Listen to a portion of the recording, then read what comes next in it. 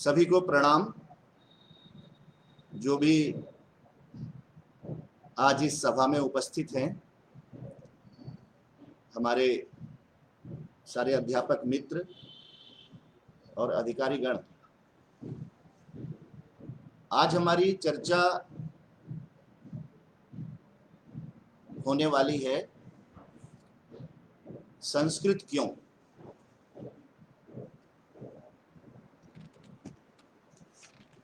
थोड़ा मुझे पता लग जाए कि मेरी आवाज सुनाई दे रही है तो एक बार कमेंट में कर दीजिए कि मेरी आवाज सही सही आ रही है, नहीं आ रही है।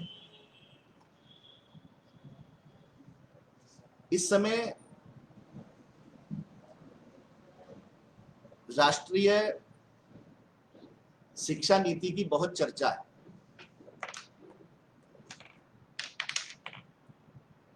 उस पर आप ध्यान देंगे, उसमें पढ़ेंगे तो वहां प्रारंभ में ही बताया कि भाई ये जो नई शिक्षा नीति, राष्ट्रीय शिक्षा नीति जिसे आप कह रहे हैं, ये आई है तो ये किस आधार पे आई है। वैसे तो परिचय का पेज है और चौथा पेज है, मैं उसका थोड़ा सा आपको पढ़ के बताता हूं। वो क्या कह रहे हैं, 4 नंबर पेज इसका ही, नई राष्ट्रीय शिक्षा नीति का जो परिचय लिखते हुए बता रहे हैं कि शिक्षा नीति किस परिप्रेक्ष्य में बनाई है। तो वो कहते हैं, प्राचीन और सनातन भारतीय ज्ञान और विचार की समृद्ध परंपरा के आलोक में ये नीति तैयार की गई है। ज्ञान, प्रज्ञा और सत्य की खोज को भारतीय विचार परंपरा और दर्शन में सदा सर्वोच्च मानवीय लक्ष्य माना जाता था। प्राचीन भारत में शिक्षा का लक्ष्य आत्मिक शिक्षा का लक्ष्य सांसारिक जीवन अथवा स्कूल के बाद की जीवन की तैयारी के रूप में ज्ञान अर्जन नहीं, बल्कि पूर्ण आत्मज्ञान और मुक्ति के रूप में माना गया था। इसके बाद सब वो बता रहे हैं कि कैसे कैसे यहाँ पर कौन कौन से विश्वविद्यालय थे। फिर बता रहे हैं कि इसी शिक्षा व्यवस्था ने चरक, सुश्रुत, आर्यभट्ट, वराहमिहिर, भास्कराचार्य, ब्रह्मगुप्त, चाणक्य, चक्रपाणि दत्त, माधव, पाणिनि, पतंजलि, नागार्जुन, गौतम, पिंगला, शंकरदेव, मैत्री, गार्गी, ये बहुत सारे नाम जो है यहाँ पर बताए गए हैं। और आप यदि पुरानी शिक्षा नीति देखें जो लाडमे काले ने बनाई थी, उस लाडमे शिक्षा काली की जो शिक्षा नीति है, मिनट्स हैं, लाडमे काले के मिनट्स कहलाते हैं। आप उनको देखोगे तो वो 11 पेज हैं, 11 पृष्ठ हैं, और उन 11 पृष्ठ में आपको आश्चर्य नहीं होना चाहिए कि 37 बार संस्कृत का प्रयोग किया गया है। 37 बार संस्कृत शब्द का प्रयोग है, किंतु वो प्रयोग संस्कृत के प्रमोशन के लिए नहीं, अपितु संस्कृत को कैसे हटाया जाए इस बात को लाडमे काले बार बार जोर देकर के कहता है। और वो ये भी कह रहे हैं कि संस्कृत और अरबी का जितना आपका साहित्य है, ये हमारे अंग्रेजी के साहित्य की तुलना में जो सेल्फ का एक, मतलब एक अलमारी का जो एक सेल्फ है, ये जो उसका खाना है, उस खाने में ही वो पूरा हो जाएगा। मतलब देखिए तुलना क्या कर रहा है कि वो कहता है कि हमारे लिए संस्कृत ज्ञान विज्ञान कुछ भी नहीं है। और उसका ही असर ये हुआ कि आज हम रहते भारतवर्ष में अवश्य हैं, किंतु शिक्षा नीति भारतवर्ष से कोसों दूर है। इसलिए आज का विषय मैंने लिया कि भाई संस्कृत भाषा क्यों। एक विषय बार बार आ रहा है और हमारे माननीय प्रधानमंत्री जी ने इसका एक ट्वीट भी किया कि हमें भाषा नहीं विषय पर जोर देना है। किंतु मैं आपको यहां पर स्पष्ट करना चाहूंगा कि संस्कृत ऐसी भाषा है कि इसके पद पद जो हैं आपको नित नए रहस्यों से परिचित करते चले जाते हैं। और किसी भाषा के माध्यम से यदि आप उस विषय को जानना चाहेंगे तो आपको आगे पढ़ना पड़ेगा। किंतु यदि संस्कृत में आप केवल शब्द पर ध्यान देंगे तो आपको बहुत सारे विषयों का अपने आप ही ज्ञान होता चला जाएगा। छोटी छोटी बातें आपको बताऊंगा, आपको आनंद आएगा। आप ज्योग्राफी कह रहे हैं, तो ज्योग्राफी पढ़ाते हुए आपको बहुत सारी बातें बतानी पड़ेंगी कि पृथ्वी जो है ये गोल है, और केवल पृथ्वी नहीं अपितु पूरा जो ये ब्रह्मांड है, पूरा जो यूनिवर्स है ये भी गोल है। फिर आपको बताना पड़ेगा कि सूर्य के चारों तरफ कौन कौन से ग्रह हैं, उनकी क्या सारी कैसे कैसे उनकी गतिविधियां हैं। किंतु यही चीज मैं आपको संस्कृत में भी बताना चाहूँ और वो शब्द बताऊंगा जो आप प्रयोग भी करते हैं। आप ज्योग्राफी ना बोल करके आप भूगोल बोलें, तो बच्चा जैसे ही प्रवेश करता है तो उसको एक विषय का ज्ञान अपने आप ही हो गया। भूगोल का मतलब है कि पृथ्वी गोल है।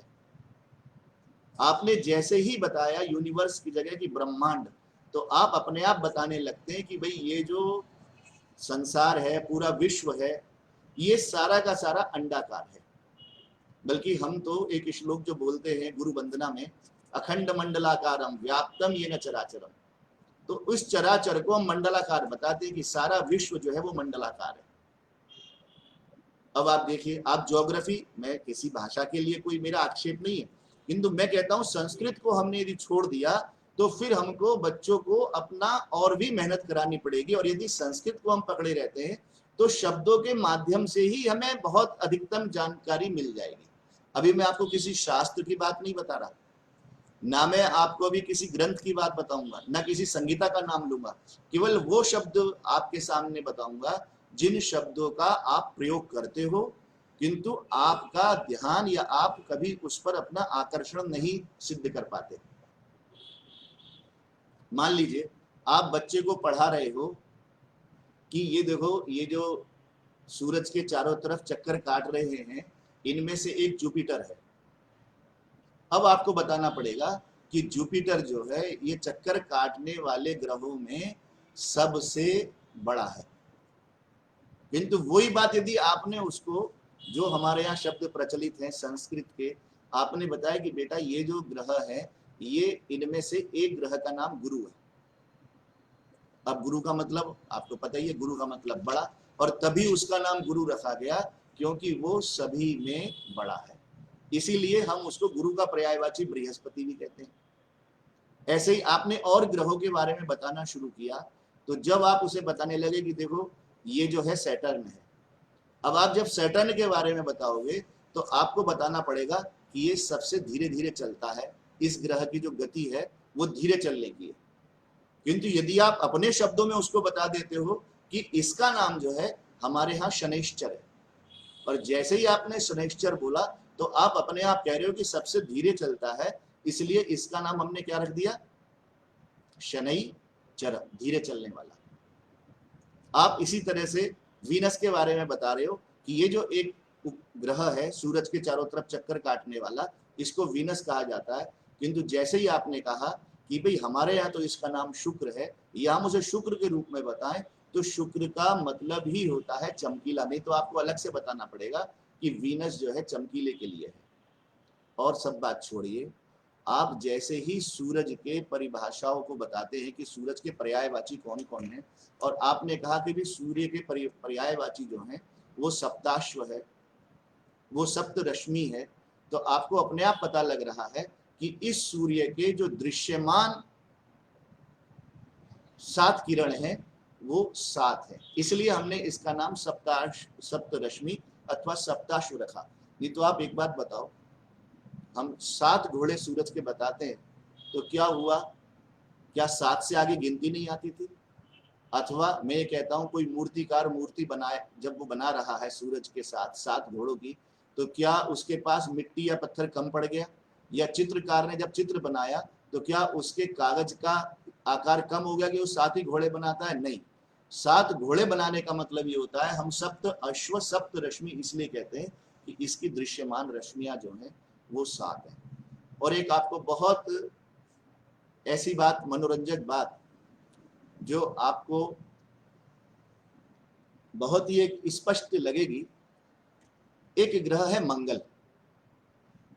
जब कभी समाचार पत्रों के पास कोई विषय नहीं होता और उन्हें कुछ छापना है, कोई इस स्तंभ में अपनी बात बतानी है, तो उस समय वो लोग लेके आते कि यदि पृथ्वी पर जनसंख्या ज्यादा हो गई, पृथ्वी पर रहने के लिए आबादी इतनी बढ़ गई कि पृथ्वी रहने योग्य नहीं रही, तो हम और अपनी कॉलोनियां कहां बसा सकते हैं। तो सारे के सारे वैज्ञानिक इस निष्कर्ष पर पहुंच रहे हैं कि भी रहा जा सकता है तो पृथ्वी के बाद मंगल पर रहा जा सकता है। क्यों? क्योंकि यदि कहीं पानी की संभावना है तो वो मंगल पर है, और जब पानी की संभावना है तो यदि कहीं ऑक्सीजन की संभावना बन सकती है तो वो कहां बन सकती है? मंगल पर बन सकती है। अब इसी बात को मैं आपको एक श्लोक बताता हूं, हो सकता है आप में से सुनने वालों में बहुतों को ये श्लोक याद भी होगा। हमारे यहाँ एक श्लोक बोला जाता है, ब्रह्मा मुरारी त्रिपुरांतकारी भानु शशि भूमि सुतो बुधश्च। ये भूमि सुत क्या कह रहा है? भूमि सुत कहते हैं मंगल को। अब जब ये भूमि सुत शब्द पढ़ा या इस तरह के और भी कोई पर्यायवाची शब्दों पर ध्यान गया, तो अंग्रेजों ने उस समय, बल्कि ईस्ट इंडिया कंपनी थी, उन्होंने टिप्पणी की है कि भाई ये सारे के सारे जो ग्रंथ हैं ये तो गडरियों के गीत हैं, ये जंगली लोगों की बातें हैं। ये बता रहे हैं कि ये भूमि का पुत्र है, ये इस तरह से कोई सूरज का पुत्र है, कोई चंद्रमा का पुत्र है। बोले ये इन सब के अंदर ये गाय भैंस चरा रहे थे और सेक्सुअल भाव इनके अंदर पैदा हुआ, देख करके बताने लगे भाई ये इनकी पत्नी है, ये पिता है, ये बेटा है, जबकि ऐसा है नहीं। आप बोलचाल की भाषा में भी क्या कहते हैं? कभी बिल्ली के लिए एक शब्द का प्रयोग होता है, वो कहते हैं शेर की मौसी।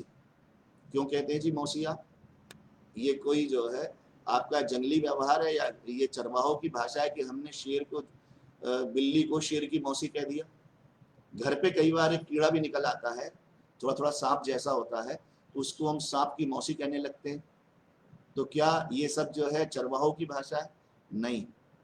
हम सादृश्य बताने के लिए, हम जब सादृश्य बताना चाह रहे हैं कि भाई ये जो बिल्ली है ये शेर वाला जो एक परिवार है, शेर का जो पूरा का पूरा प्राणी समुदाय है जिसमें चीता, टाइगर सब के सब आ रहे हैं, उसमें से एक सबसे छोटा प्राणी जो है बिल्ली भी है, तो इसलिए हमने उसको उस वंश का बताने के लिए, उस परिवार का बताने के लिए उसे मौसी कह दिया।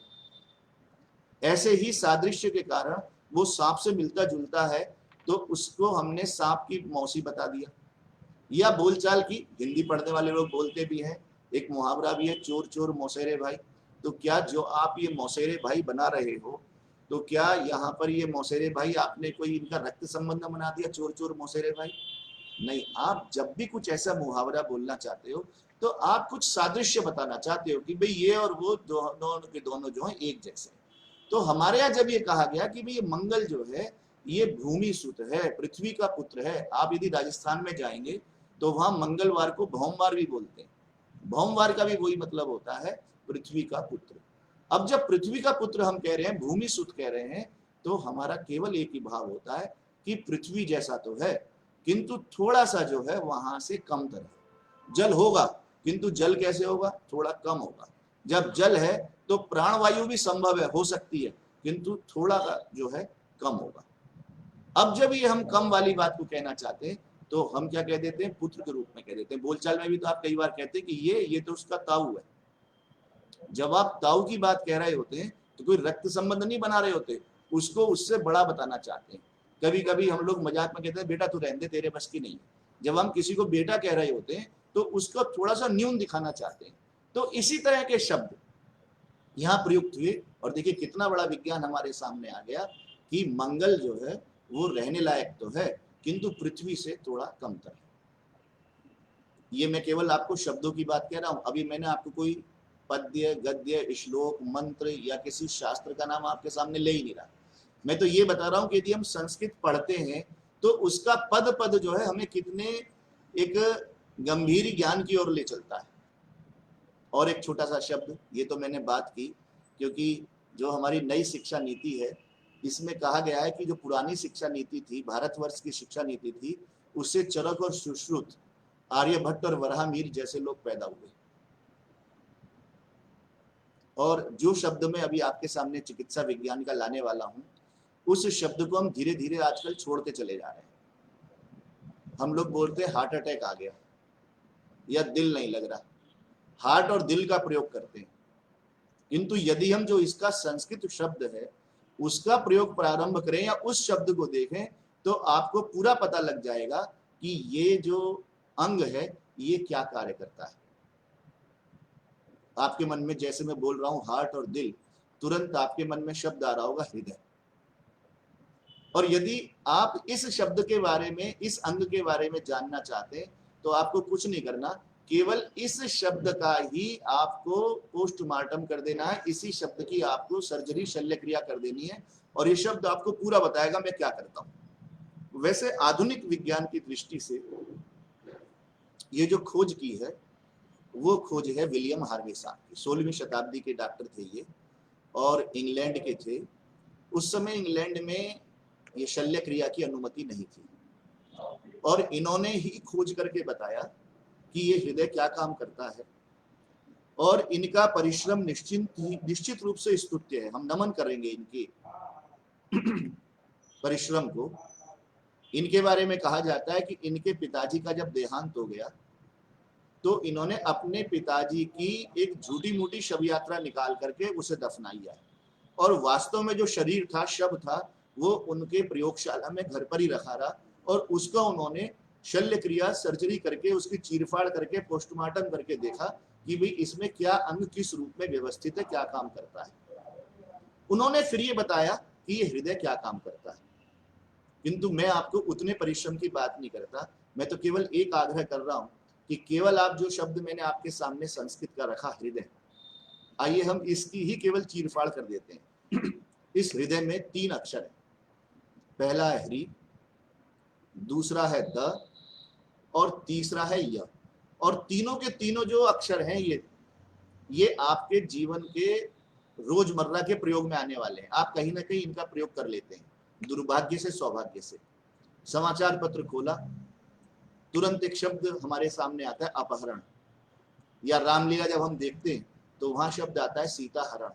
ये जो हरण अपहरण की जो मूल धातु है वो है ह्री।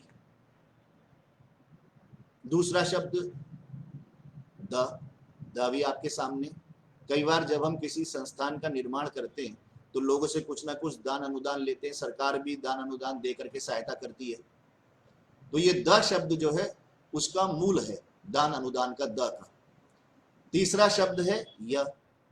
आजकल तो कोरोना काल है, यातायात कम है, हम लोग कम यात्रा करना चाहते हैं, फिर भी करनी पड़ती है, तो यान का उपयोग करते हैं, चाहे वायुयान हो, चाहे लोकयान हो, चाहे रेल यान हो, और जो उसमें यात्रा करता है वो यात्री कहलाता है। अब जो मैं शब्दों का प्रयोग कर रहा हूं, यात्रा, यात्री, यान, इनका मूल शब्द है य।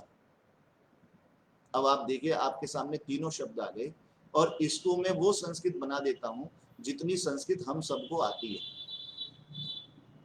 कई बार चर्चा होती है, लोग पूछते हैं आप क्या करते हैं, तो मैं बताता हूं कि मैं संस्कृत का प्रचार करता हूं, संस्कृत पढ़ाता हूं।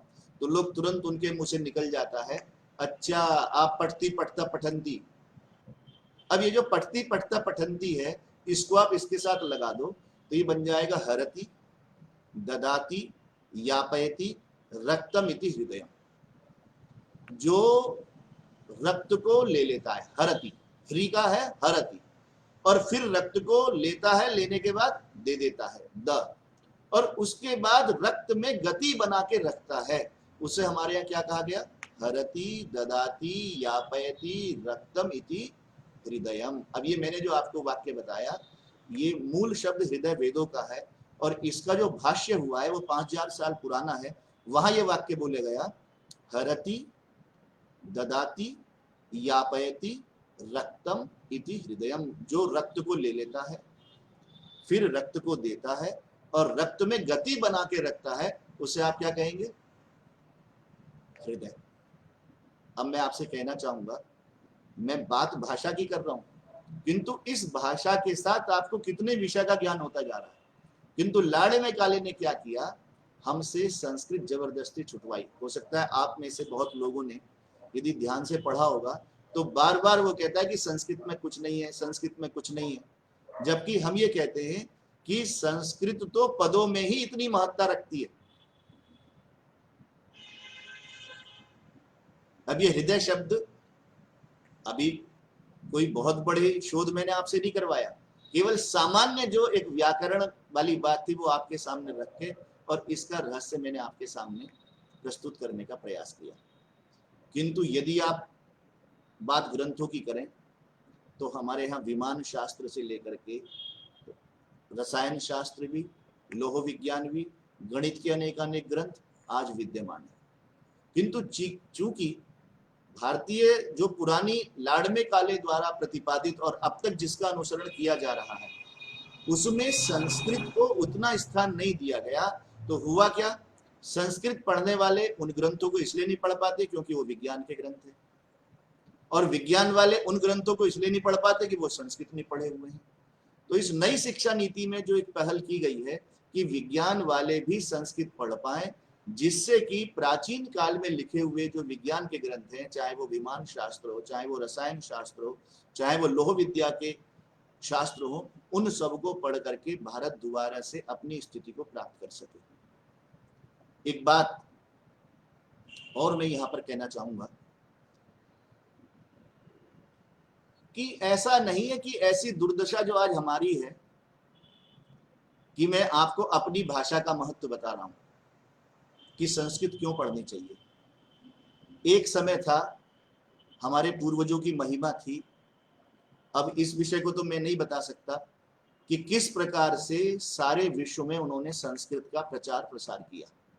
मैं फिर दोबारा स्पष्ट करूंगा कि सारे विश्व में संस्कृत का प्रचार प्रसार किया।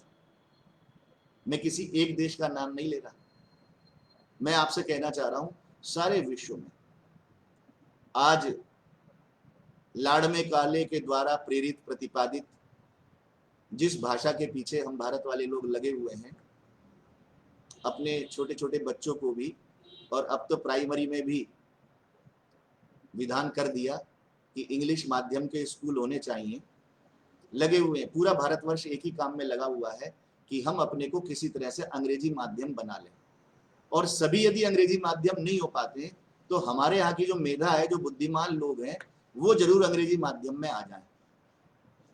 तो हम लोग लगे रहते हैं। हम कभी कभी आप घर पे, हमारे यहाँ छोटा बच्चा पैदा होता है तो हम ये चाहते हैं कि हमारा बच्चा जो रोए, सबकी इच्छा है कि भाई ये अमेरिका और इंग्लैंड में जाना चाहिए, तो हम सोचते हैं कि भाई हमारा बच्चा जो है वो रोए तो अंग्रेजी में रोए, हिंदी में क्यों रो रहा है।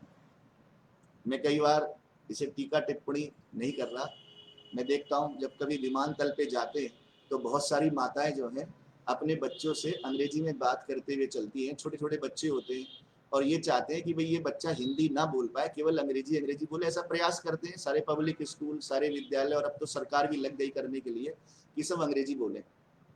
किंतु मैं कहना चाहता हूँ, जिस अंग्रेजी के लिए आप प्रयास कर रहे हैं, कभी उस भाषा को तो आप देखो वो क्या कहना चाहती है। सारी की सारी वर्णमाला, जो संख्या ज्ञान, ये आपको क्या कहना चाह रहा है। छोटी छोटी बात पहले आपको बता दूं, छोटे छोटे बच्चों को सिखा देते हैं, बेटा ये फुट है, बहुवचन में फिट है। दांतों के लिए बच्चे को छोटे छोटे को सिखाते हैं कि बेटा ये जो है टूथ है, टीथ है। किंतु आप मुझे एक बात तो बताओ, आप बच्चे को टूथ और टीथ बता रहे हो, किंतु जब आप दांतों के अस्पताल की चर्चा कर रहे हो, अंग्रेजी की दृष्टि से ही कह रहा हूं आपसे मैं, या दांतों के डॉक्टर की चर्चा कर रहे हो, तो भैया संस्कृत का शब्द क्यों लेके आ जाते हो। आप टूथ से बोलो ना टूथिस्ट, आप टूथ से बोलो ना, या टीथ से बोलो, जो आपको लगता हो। टीथ से बोलना है, टीथल बोलो।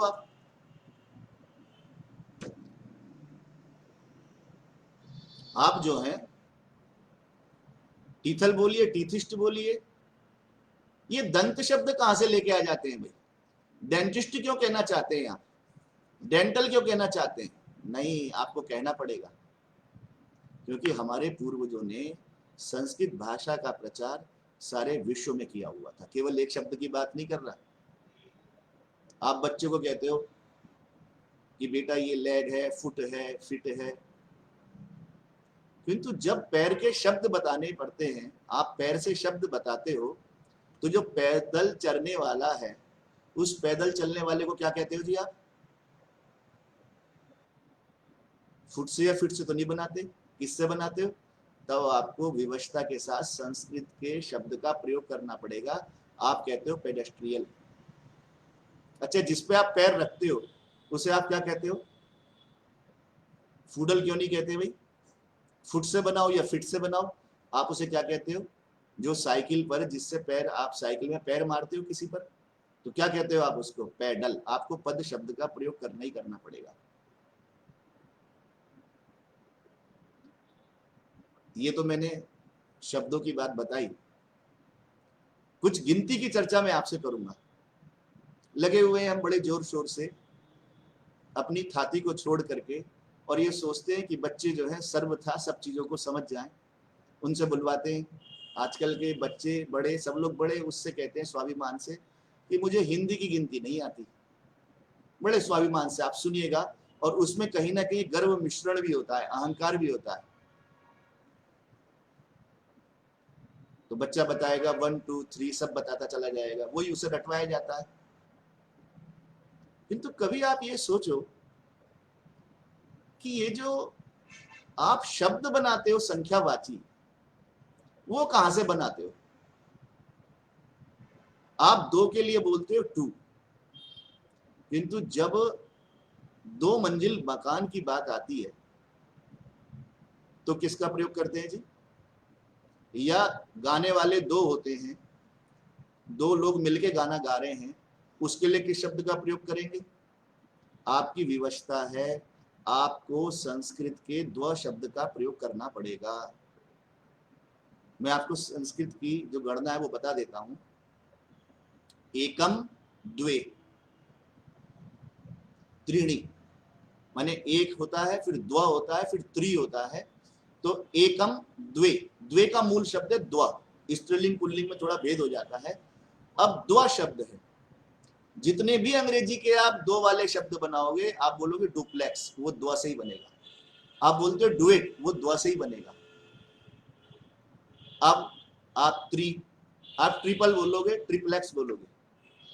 फिर हमारे यहाँ शब्द है चतवार, वहां बोलते हो क्वार्टर। थोड़ा सा अंतर यहां पर आया है। किंतु अब जब फिर 5 वाली बात आ रही है, अमेरिका का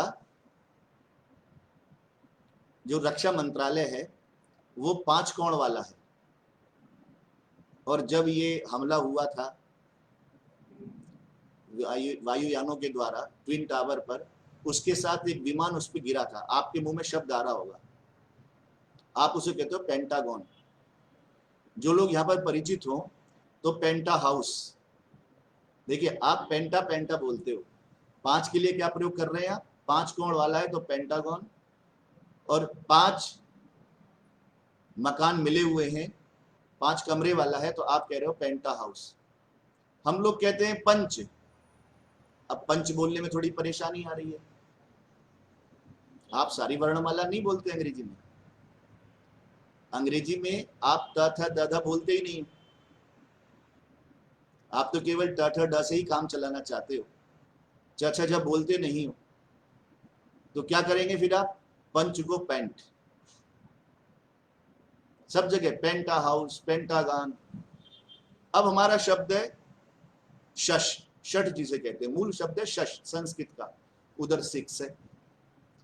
और इसके आगे वाली जो गिनती है उसमें तो आपको इतना आश्चर्य होगा, मुझे समझ नहीं आता कि शब्द संस्कृत के हैं या वो अंग्रेजी के हैं। बिल्कुल समझ नहीं आता।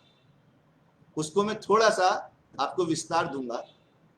एक बात और समझाना चाहूंगा। हमारे यहाँ जो भारतीय पद्धति का नववर्ष प्रारंभ होता है, वो प्रारंभ होता है चैत्र से, जिसे हम होली के रूप में भी मनाते हैं। होली के 15 दिन बाद प्रारंभ होता है। वो एक प्रकार से होली से लेकर के और चैत्र शुक्ल प्रतिपदा तक ये हमारे नए साल का त्योहार है। तो आप ये मान के चलो कि चैत्र जो है नया वर्ष प्रारंभ हो गया। अब आप लोग जो मेरे व्याख्यान को सुन रहे हो, मेरी बात को सुन रहे हो, थोड़ा सा अपनी उंगली पर गिनना शुरू करना कि चैत्र जो है जब भी आता है ये मार्च अप्रैल में आता है, मार्च में। और मार्च का मतलब ही होता है मार्चिंग पास्ट मार्च। मार्च माने प्रयाण करना। अब जरा मेरे साथ आप चलना प्रारंभ करो तो क्या होगा? मार्च, आगे अप्रैल, मई, जून, जुलाई, अगस्त। अब इसके आगे जो आप बोलोगे, देखिए फिर एक बार दोबारा बोल लीजिए, मार्च अप्रैल मई जून जुलाई अगस्त। अब जो आप बोलोगे, आपकी उंगली 6 तक आई है। देखिए मार्च से आपने प्रारंभ किया था और आपकी उंगली पर 6 महीने पूरे हो गए। अब जो आप बोलोगे, यदि आप उसे शुद्ध अंग्रेजी में बोलोगे तो आपको शुद्ध संस्कृत सुनाई देगी। सितंबर नहीं बोलना भैया, क्या बोलेंगे हम? सितंबर। फिर जरा ध्यान से बोलिए, सितंबर। आपकी उंगली कहां आ रही है? 7 पे आ रही है ना। अब देखिए उंगली 8 पर जाएगी और आप क्या बोलेंगे? अक्टूबर। ये अक्ट वाली बात ऐसी है जैसे हमारे यहाँ वर्षा को बरखा बोल देते हैं, पुरुष को पुरुष बोल देते हैं। तो क्या है ये? एक प्रकार से है अष्ट का ही, किंतु बोलने में अक्ट हम बोल रहे हैं। अब देखिए आपकी उंगली 9 पे जा रही है, आप क्या बोल रहे हो? नवंबर। अब आपकी उंगली 10 पे जा रही है, दिसंबर नहीं बोलना, क्या बोलेंगे आप? दशंबर। दशंबर, दशम, तभी दशमलव कहते हैं। ये सप्तम, अष्टम, नवम, दशम अंग्रेजी के जो भी शब्द बनते हैं 7, 8, 9, 10 वाले, इन्हीं शब्दों से बनते हैं। वो समुद्र में एक प्राणी मिलता है 8 पैर वाला, उसको आप 8 से नहीं क्या कहते? ऑक्टोपस। अक्ट से ही बोलते हो उसे भी आप डिक्शनरी खोलना। आप सब लोग अध्यापक हो, पढ़ने पढ़ाने वाले हो, हम सबके पास अंग्रेजी डिक्शनरी होगी। तो कभी आप उसमें देखना कि ये सितंबर का मतलब क्या होता है। सितंबर का मतलब ही है 7वां महीना, अक्टूबर का मतलब ही है 8वां महीना, नवंबर का मतलब 9वां महीना और दिसंबर का मतलब 10वां महीना। दशम के साथ थोड़ी सी एक समस्या और है कि अंग्रेजी में एक थोड़ा सा गड़बड़ झाला है कि सी को पता नहीं कब स कहना है और सी को कब क कहना है। यदि आप ये निर्णय कर लो कि सी को जो है हम हमेशा स बोलेंगे तो आपका हर जगह सही बोला जाएगा, फिर डैका नहीं होगा, फिर डैसा ही होगा। आप जो डैका डैका बोलते हो वो क्या करते हो? सी को आप क बोल देते हो। एक अभी एक दिन सिक्का जारी हुआ और वो सिक्का 20 का था और उसके लिए जो एक समाचार प्रकाशित हो रहा था तो वो समाचार आ रहा था कि भाई 2 डेकागॉन। फिर शब्द सुनिएगा, 2 डेकागॉन। अब जैसे ये लिखा हुआ था, मैंने कहा भी जैसा ये लिखा हुआ है यदि हम इसको ऐसे के ऐसे ही पढ़ लें तो बिल्कुल साफ सुनाई दे रहा है 2 दशकोण। फिर मैं बोल रहा हूं आपसे, 20 कोण वाला 12 कोण वाला सिक्का था वो, और जो 12 कोण वाला सिक्का था उस सिक्के को जो अंग्रेजी के अखबारों में लिखा हुआ था 2 डेकागॉन। अब यदि उसको आप वैसे ही लिखा हुआ पढ़ दें तो आप कहीं ना कहीं उसको पढ़ोगे 2 दशकोण। 2 दशकोण। मैं तो अंग्रेजी में कई बार कहा करता हूं, जो लिखा है यदि वो पढ़ना शुरू कर दें तो बहुत कुछ संस्कृत के पास तो वैसे ही आ जाएगी। हम लोग नाइट नाइट करते रहते हैं, नाइट जैसा लिखा है उसको ऐसे ही पढ़ दो ना तो निक्त, हमारा नक्त शब्द है वहां निक्त हो गया।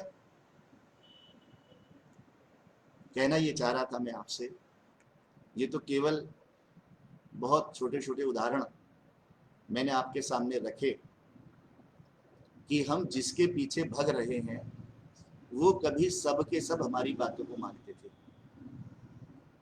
ये अंग्रेजी के शब्द इसलिए मैं रख रहा था क्योंकि ये हमारी परिचित भाषा है, हम सब लोग इसमें लगे रहते हैं इसको सीखने सिखाने में, चाहे सरकार हो, चाहे जनता हो, चाहे शिक्षा विभाग हो।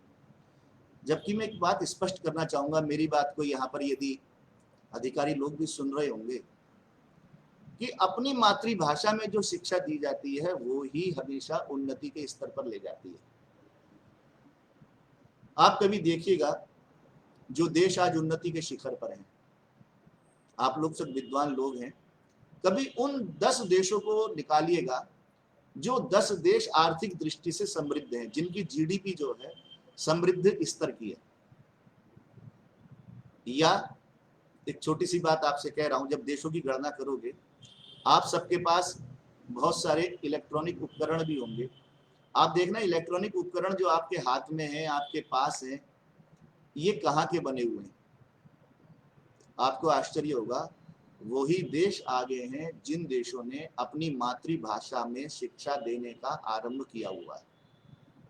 2 उदाहरण आपको देना चाहूंगा, दक्षिण कोरिया और जापान। ये आपका सैमसंग, ये एलजी और अनेकानेक जो उपकरण है सब जापान के बने हुए हैं। और आपको आश्चर्य होगा कि दक्षिण कोरिया में सारी की सारी पढ़ाई उनकी अपनी भाषा में होती है। प्राथमिक शिक्षा से लेकर के इंजीनियरिंग तक, चाहे अभियांत्रिकी हो, चाहे इंजीनियरिंग हो, चाहे एमबीबीएस बीएमएस हो, चिकित्सा वाली पढ़ाइयां हो, सबकी सब पढ़ाइयां वो अपनी भाषा में कराते हैं। आपको आश्चर्य नहीं होना चाहिए, यदि कोई आपके संपर्क में हो तो मेरी बात को इसकी प्रामाणिकता जांचना। एक भारतवर्ष का सॉफ्टवेयर इंजीनियर जिसने अंग्रेजी में सारी पढ़ाई की है, और एक दक्षिण कोरिया का सॉफ्टवेयर इंजीनियर जिसने कोरियन भाषा में सारी पढ़ाई की है, यदि किसी भी सॉफ्टवेयर इंजीनियरिंग कंपनी में जाएंगे, अमेरिका या किसी देश में जाएंगे, तो उसको यदि 300 रुपए मिल रहे होंगे तो यहाँ वाले को 100 रुपए मिलेंगे। आप कभी दिल्ली जाइएगा, सैमसंग कंपनी में, जो उनकी अपनी बड़े स्तर की कंपनी है, जो पूरे भारतवर्ष को जहाँ से नियंत्रण करते हैं, वहाँ के बड़े अधिकारी आपसे अंग्रेजी में बात नहीं कर सकते। उनके पास दुभाषी होंगे कि वो आपकी हिंदी अंग्रेजी में बात सुनेंगे और वो फिर जो है आपको अपनी दक्षिण कोरियन भाषा में ही उत्तर देंगे। आप जापान का पता करिएगा, जापान वाले हाई स्कूल के बाद अंग्रेजी पढ़ाना प्रारंभ करते हैं। और आज विज्ञान की दृष्टि से जिस चीन के लिए हम आज परेशान हैं, वो चीन अपनी सारी पढ़ाई अपनी मंदारिन भाषा में कराता है। चाहे इंजीनियरिंग हो, मतलब छोटी शिक्षाओं की बात छोड़ दीजिए, चाहे इंजीनियरिंग हो या चिकित्सा विज्ञान की पढ़ाइयाँ हो या और भी पढ़ाई। ये नई शिक्षा नीति जो आई है, इसमें इस बात पे बल दिया गया है कि हम मातृभाषा में अपने जो जनता है उसको अपने विज्ञान को सिखाएं। यदि हिंदी में हम अपने बच्चों को सिखाना शुरू करेंगे, इस अंग्रेजी के व्यामों से निकलेंगे, तो केवल बुकर पुरस्कार तक हम नहीं रहेंगे। बुकर पुरस्कार का नाम इसलिए ले रहा हूं कि भारत वाले यदि ज्यादातर पुरस्कार लेते तो बुकर पुरस्कार लेते हैं, अंग्रेजी भाषा का पुरस्कार है। किसी भाषा का विरोध फिर भी नहीं कर रहा, मैं कहता हूं पढ़नी चाहिए, किंतु उसके लिए पागल नहीं होना चाहिए। जानना अच्छी बात है। यदि दूसरे की माँ गुणवती है, ज्यादा प्रभावशाली है, तो क्या हम दूसरे की माँ की पूजा करेंगे क्या? नहीं, हम अपनी माँ को भी उतना सामर्थ्यशाली बनाएंगे। हमें हिंदी को समृद्ध बनाना होगा, और हिंदी को समृद्ध होने का जो एक माध्यम है वो संस्कृत है। सारी की सारी पढ़ाई हम हिंदी में करवाएं, और यदि हमें लगता है कि हिंदी आज अपने संप्रेषण में कहीं कमजोर है, और लगता भी है कई बार,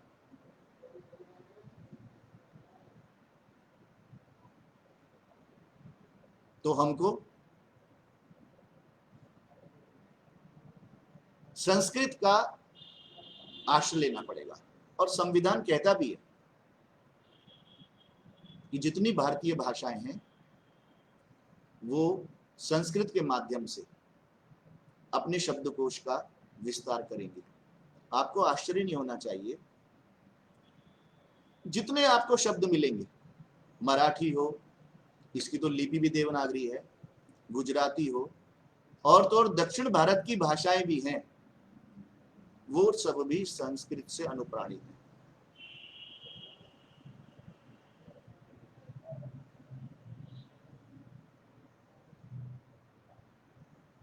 तो यदि हम संस्कृत का आश्रय लेके और अपनी भाषा को समृद्ध बना लें, तो आश्चर्य नहीं होना चाहिए कि भारत जो है दोबारा से पुनः उसी जो हमारा लक्ष्य है या जो हमारा स्वप्न है, भारत जहां पर था विश्व गुरु का पद, सोने की चिड़िया वाला पद, वो दोबारा उसको प्राप्त हो सकता है।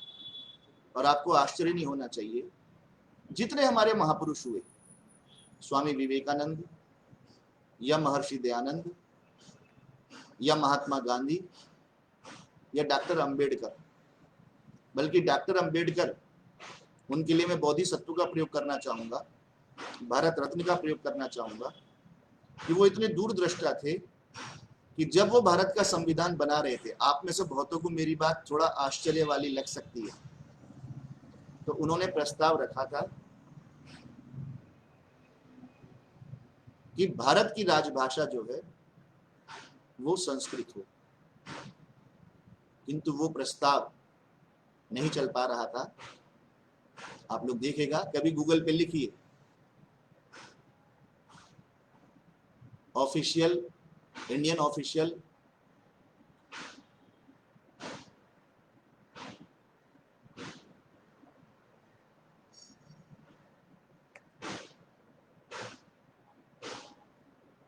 भारत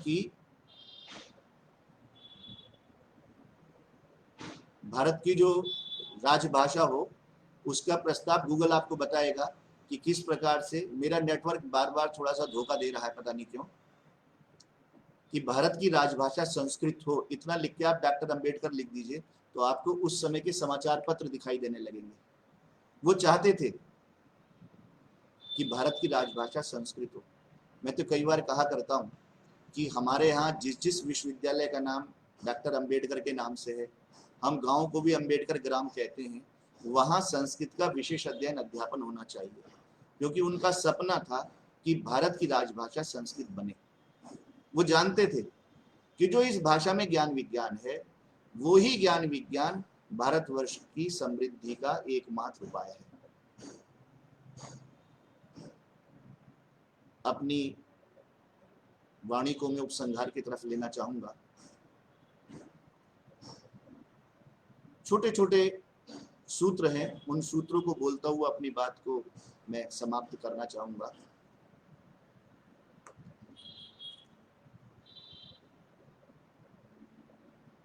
यदि आप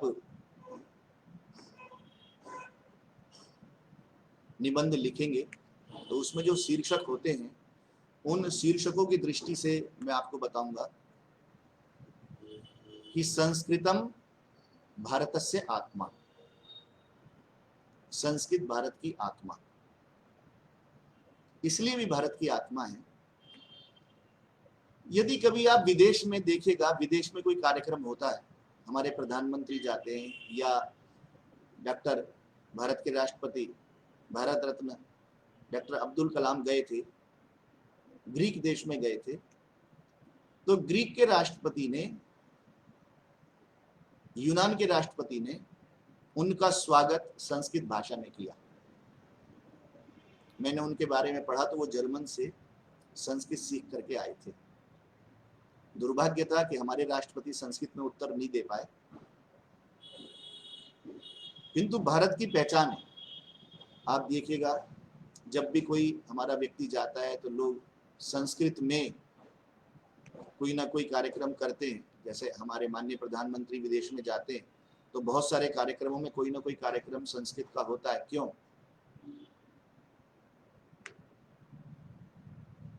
क्योंकि ये चीज स्पष्ट है कि भारत की आत्मा संस्कृत है, और केवल आत्मा नहीं, ज्ञान विज्ञान का स्रोत भी संस्कृत है। इसके साथ यदि आप वसुधैव कुटुंबकम, एक हमारे यहाँ श्लोक है, अयम निजः परो वेति गणना लघुचेत साम उदार चरिता नाम तु वसुधैव कुटुंबकम, यदि आप वसुधैव कुटुंबकम वाली बात करना चाहते हैं तो आपको लगेगा कि केवल संस्कृत ही वसुधैव कुटुंबकम की बात कर सकती है। मैं कंप्यूटर के माध्यम से अपनी बात कह रहा हूं और आप लोग कंप्यूटर के माध्यम से मेरी बात सुन रहे हैं। एक ऐसा शब्द मैं आपको बताऊंगा कि जो आपको आश्चर्य होगा कि है संस्कृत का, किंतु दुनिया की सब भाषाएं उसका प्रयोग करती है, केवल हिंदी को छोड़ के। हिंदी दूसरे रूप में प्रयोग करती है। एक शब्द है संस्कृत का दंपति। दंपति का मतलब होता है गृहपति और गृहपत्नी। दोनों जो मियां बीवी हैं, पति पत्नी हैं, उनके लिए हम दंपति शब्द का प्रयोग करते हैं। ये दम शब्द जो है संस्कृत में घर का वाचक है, गृहवाचक है। और आपको आश्चर्य नहीं होना चाहिए कि सारे विश्व की भाषाओं में इस शब्द का प्रयोग घर के लिए होता है। अब आप सोच रहे होंगे कि मैं कहाँ की बात कह रहा हूं, तो सबसे पहले मैं आपको हवाई अड्डे ले चलता हूं। हवाई अड्डे में एक हवाई जहाज के दो विभाग होते हैं। हवाई जो विमान पत्तन होता है, वायुतल, वो वायुयान का आप उसे विमान पत्तनी कहेंगे। तो एक होता है इंटरनेशनल, अंतरराष्ट्रीय।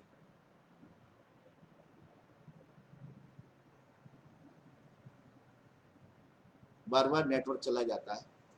एक है इंटरनेशनल और दूसरा क्या होता है जी? अब जब आप बोलेंगे तो आपको संस्कृत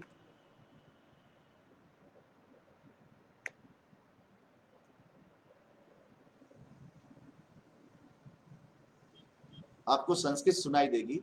मैं जल्दी अपना व्याख्यान पूरा करता हूं क्योंकि नेटवर्क बहुत डिस्टर्ब कर रहा है।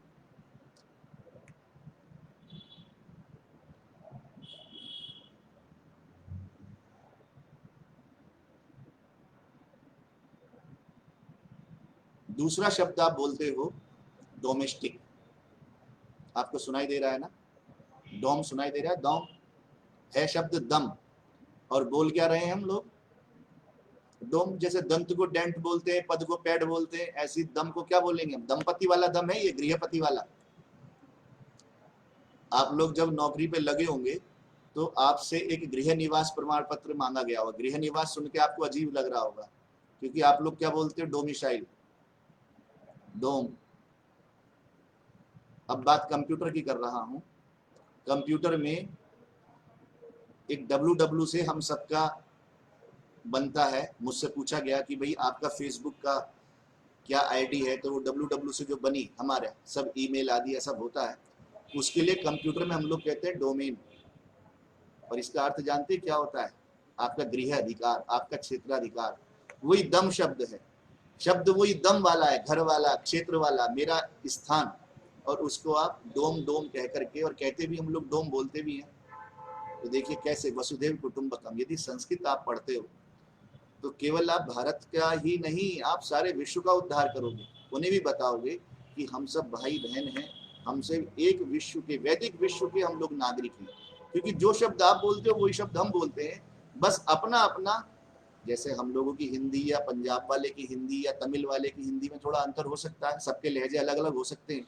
तो हम लोग पद बोल रहे हैं, वो अपने लहजे में पैड बोल रहे हैं। हम लोग दंत बोल रहे हैं, वो अपने लहजे में डेंट बोल रहे हैं। हम लोग दम बोल रहे हैं, वो अपने लहजे में डोम बोल रहे हैं। बोल वही शब्द रहे हैं। तो हम सब प्राणी एक ही परिवार के सदस्य हैं। ये भी हमें संस्कृत से समझ आ जाएगा। ज्ञान विज्ञान का पता लगेगा, भारत का वैभव बढ़ेगा। अंतिम बात कह रहा हूं, घंटा मेरा पूरा होने वाला है। हमारे यहाँ इसको देव भाषा भी कहा जाता है, दैवी भाषा। संस्कृतम नाम दैवी वाक अनुवाख्याता महर्षि भी। ये देववाणी है। देववाणी दो कारणों से है। एक तो जो इसमें साहित्य आ गया, आपने चारवाक का नाम सुना होगा। खाओ पियो मौज करो वाला जो सिद्धांत है, जो आजकल आप उसे अंग्रेजी में ईट ड्रिंक एंड बी मेरी बोल देते हो, ये चारवाक का सिद्धांत था। किंतु आपको आश्चर्य होगा कि चारवाक के वही सिद्धांत हमें उपलब्ध होते हैं जो संस्कृत में निबद्ध हो गए। यहाँ पर बहुत सारे मेरे श्रोताओं में बौद्ध और जैन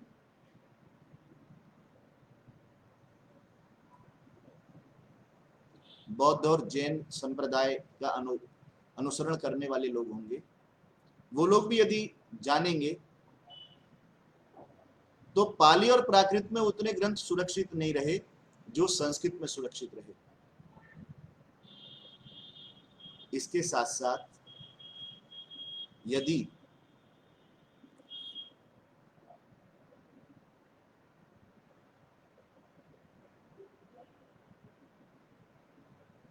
आप संस्कृत का उच्चारण करते हैं तो आपके चेहरे पर एक दिव्य आभा भी प्रकट होती है, जिसे ओरा बोलते हैं।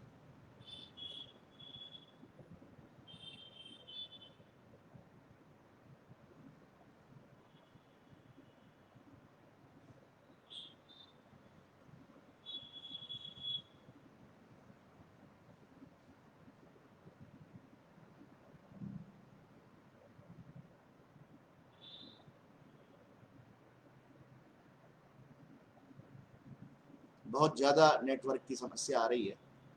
ये दैवी भाषा इसलिए भी है कि ये व्यक्ति के चेहरे पर, व्यक्ति के व्यक्तित्व में एक दैवी गुणों का समावेश कर देती है, तो इसलिए इसका नाम दैवी भाषा भी है। आप सबने मेरी बात को बहुत ध्यान से सुना।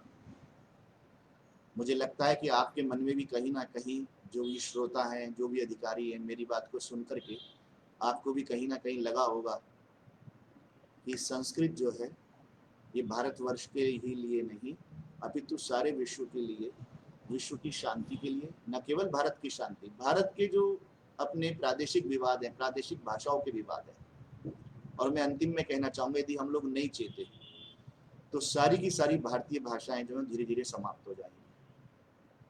तो इसलिए हम अपनी मातृभाषा को बचाएंगे, और मातृभाषा के सहारे के लिए संस्कृत तो बची बचाई है, संस्कृत कभी मरने वाली भाषा नहीं है।